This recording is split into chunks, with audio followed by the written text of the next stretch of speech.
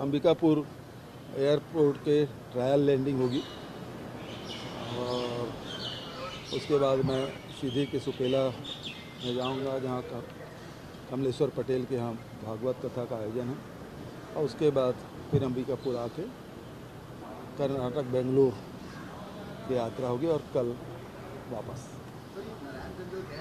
जी, नारायण चंदेल कह रहे हैं कि कांग्रेस की बहुत सारे नेता हमारे संपर्क में है, चुनाव के नजदीक आके बीजेपी का हाथ दामन थामेंगे। नारायण चंदेल जी अपने नेताओं के संपर्क में तो रह लें। बस्तर में बैठक होती, नारायण चंदेल जी गायब रहते हैं नेता प्रताप। तो ये जितने नेता हैं पुराने, जिसमें रमन सिंह जी हो गए, धर्मलाल कौशिक जी हो गए, नारायण चंदेल जी, सबको नेपथ्य में धकेल दिया गया। सर, एक तरफ आप लोग वैकेंसियां निकाल रहे हैं, लेकिन नारायण चंदेल कह रहे हैं अगर पैसा नहीं तो कहाँ से देंगे पैसा? भर्ती तो कर रहे हैं लेकिन पैसा कहाँ से देंगे, इस तरह के बयान के। नारायण चंदेल जी पूरे बजट में थे और बजट भाषण में मैंने कहा था कि 3 राज्य है जहाँ कर्जा नहीं लिए, उड़ीसा, त्रिपुरा और तीसरा छत्तीसगढ़।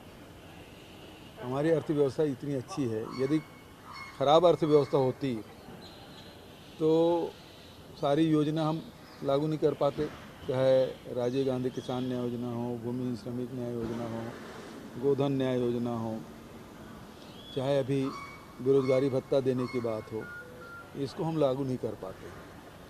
और जहाँ तक के तनख्वाह बांटने की बात है, तो हम लोगों ने कोरोना काल में भी किसी कर्मचारी का, किसी विभाग के कर्मचारियों का वेतन में कटौती नहीं की, जबकि उस समय देश के 6 राज्यों में 30% की कटौती की गई थी। भारत सरकार ने खुद सांसदों के जो MP लेड है उसको 2 साल तक ख़त्म कर दिया, उनके तनख्वाह 30% कटौती कर दी।